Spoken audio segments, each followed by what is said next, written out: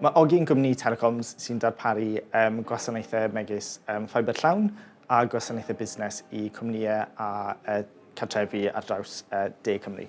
Over the last 4 years, we've kind of grown from a staff family of 20 to over 200. So there's been really fast kind of exponential growth. The Flexible Skills programme has been absolutely pivotal in enabling us to actually move forward with a vast array of different programmes. You can achieve up to 50% off specific course costs. Having funding like that really helps to actually drive these initiatives. Felly, rhaglen mwyaf falle adnabyddus I gynnon ni o ran sut I ni'n defnyddio'r rhaglen yw yn rhaglen last mile. It's given me a lot of the new skills. Yeah, just yn hoffi'r amrywiaeth yn y rôl.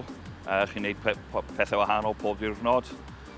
Gweithio fel rhan o'r tîm, a dysgu sgiliau newydd a rhoi nhw mewn I practice. It supports particularly our new engineers in ensuring that they know what they need to know in order to give our customers a first-rate service. Mae'r broses yn weddol hawdd, mae'n sicr yn hyblyg I anghenion busnes, a mae'r tîm rili yn fodlon helpu I sicrhau bod y rhaglen a bod y busnes yn llwyddiannus. As a result of doing this training, we're able now to provide, if you like, the environment where we can nurture new talent. Mae'r rhaglen I helpu busnesau. I couldn't recommend it enough. Dim byd I golli.